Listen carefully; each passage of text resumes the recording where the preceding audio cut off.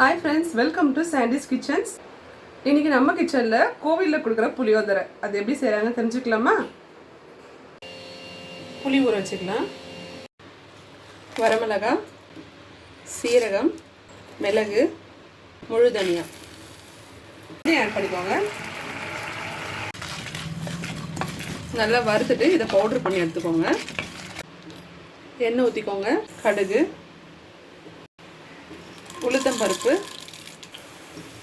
கடலைப்பருப்பு, வேர்க்கடலை, காஞ்ச மிளகாய், கருவேப்பிலை, கரைச்சி வச்சுருக்கிற புளி தண்ணி, உப்பு,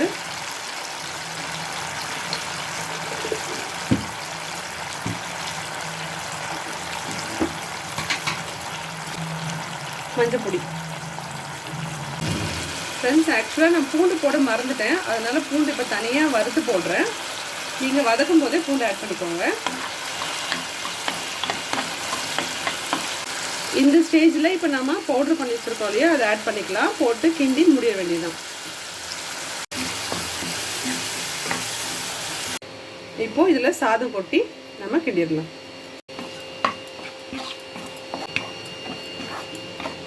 சுட சுட கோவில் புளியோதரை ரெடி. வாங்க டேஸ்ட் எப்படி இருக்குன்னு பார்க்கலாம். ஃப்ரெண்ட்ஸ், ரொம்ப அருமையாக இருக்குது. நீங்களும் ட்ரை பண்ணி பாருங்கள். கண்டிப்பாக நல்லாயிருக்கும். அடுத்த வீடியோவில் பார்க்கலாம். பை.